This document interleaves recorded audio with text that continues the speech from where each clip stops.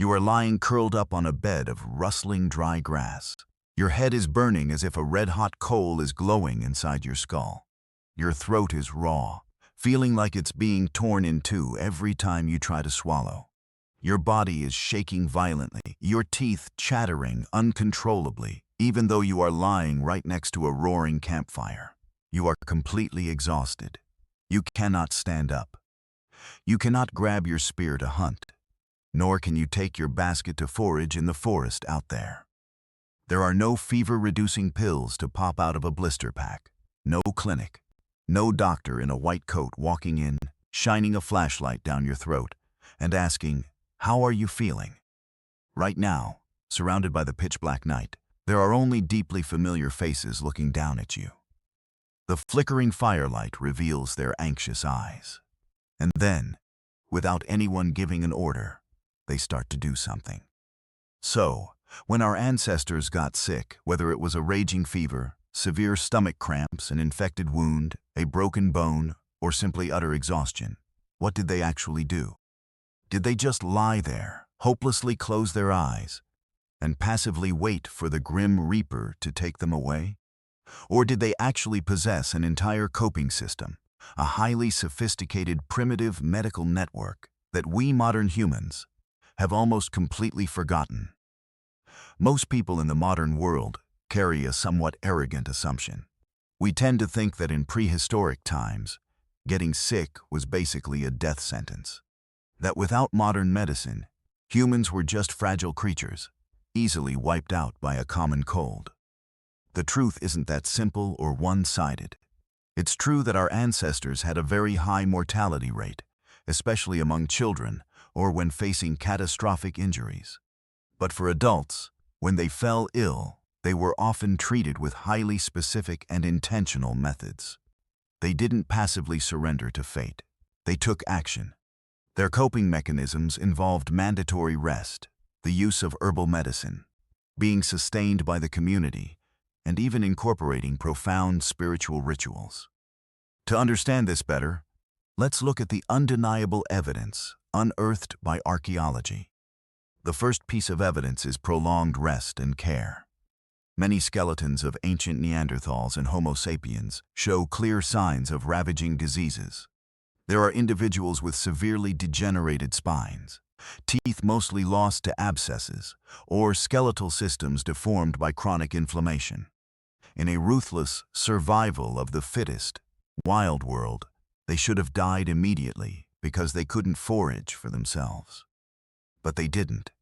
Their bones show they lived with these diseases for many years, even reaching a toothless old age. This could only happen under one condition. An entire group of people constantly brought them food and water, chewed their meals for them, and protected them from predators for a seemingly endless amount of time. The privilege of lying down to rest when sick wasn't natural. It was the greatest gift that living in a tribe provided. The second piece of evidence is the intentional use of herbal medicine. Our ancestors didn't just randomly graze on grass. When analyzing the fossilized plaque on Neanderthal teeth, scientists discovered the DNA of yarrow and chamomile. These are incredibly bitter plants with almost zero nutritional value to fill a stomach.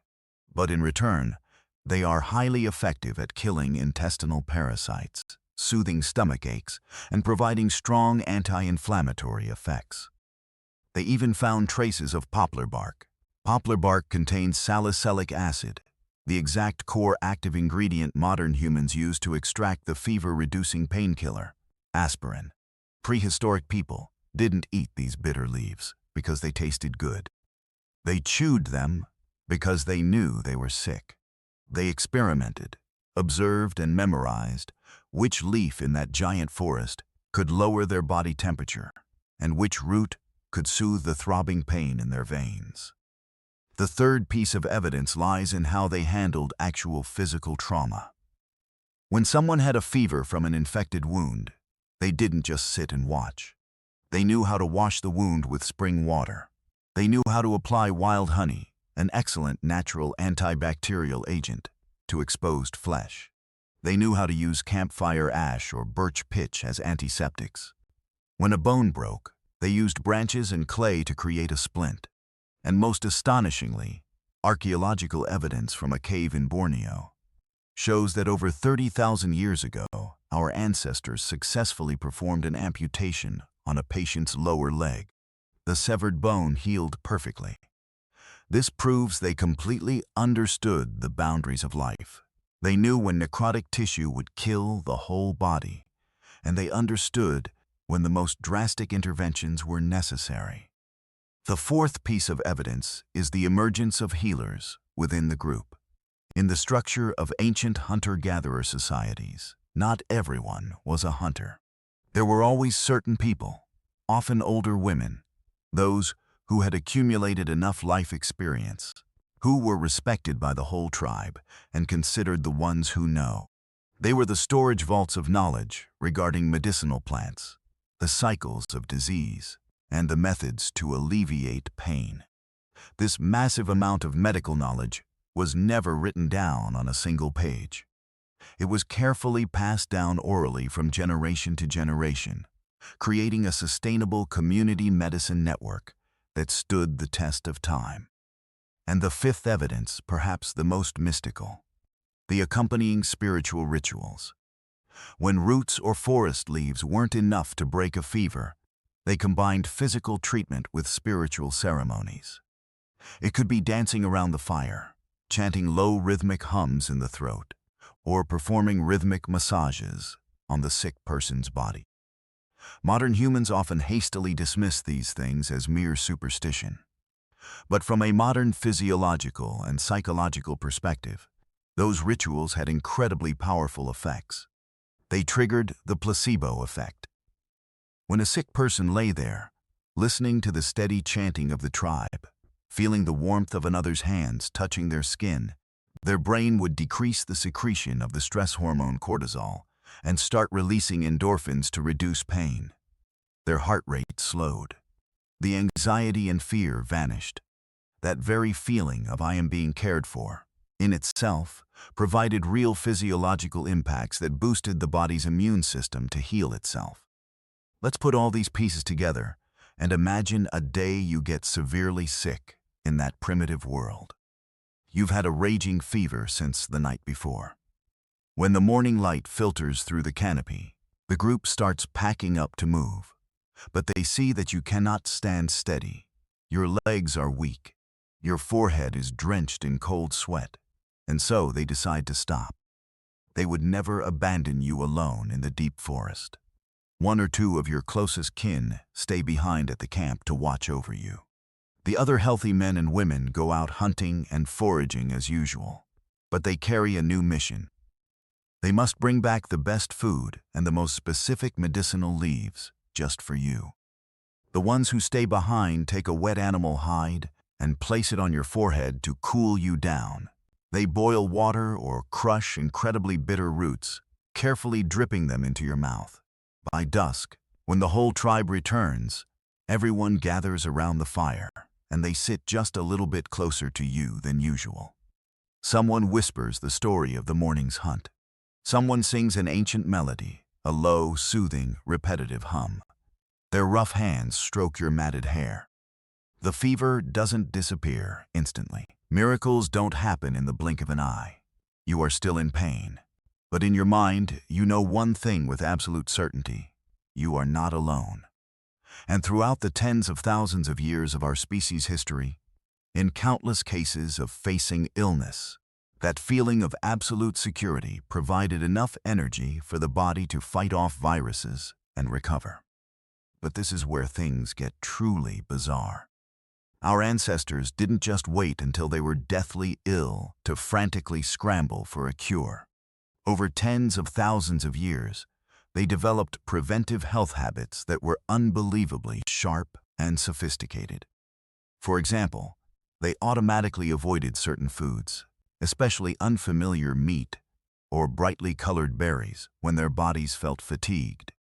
When someone in the group had severe diarrhea or vomiting, they tended to automatically keep their distance, partition their living space, or move the sick person to a separate corner. When illness spread, They would often throw pungent-smelling plants into the fire, filling the camp with thick smoke, believing it would ward off evil spirits. On the surface, all those behaviors look like absurd, superstitious rituals.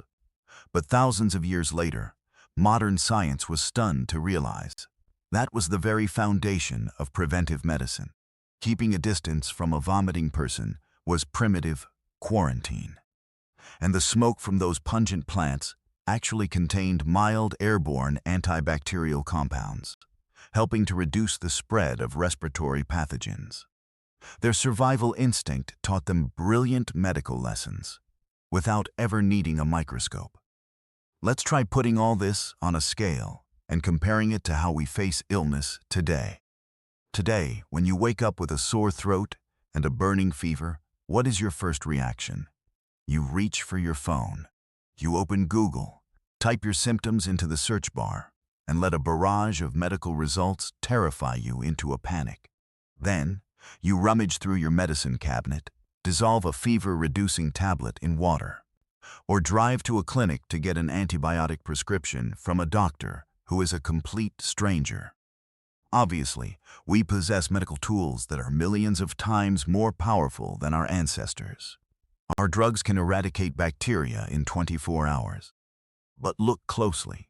Our ancestors possessed something that many modern humans are starving for: the continuous, warm, and deeply connected presence of an entire community. When you get sick today, you often lie curled up alone in a closed room, under cold electric lights. Your family might be at work. Your friends are busy with deadlines. You are completely isolated from the rest of the world. But in the ancient world, no one faced a fever alone. There was always someone sitting right beside them. There was always someone on standby to bring water, apply herbal leaves, and worry for their life with the most primitive, instinctual kind of love. Today, we cure illnesses with lifeless chains of chemical reactions. Our ancestors cured illnesses with nature, with time, and with the devoted care of other human beings. Perhaps, when studying the past, the most important question isn't, what did ancient humans do when they got sick? The most agonizing question should be, today, surrounded by overwhelming medical conveniences, when we get sick, do we even remember what it feels like to have an entire group of people truly, genuinely care about whether we live or die? Our ancestors died from thousands of diseases that modern medicine has easily conquered. They died from tetanus, from malaria, from infections. But they very rarely died in loneliness and alienation. And sometimes, in the battle against illness, not being abandoned, knowing that someone is fighting for you, is actually the most important, the most magnificent part of being healed.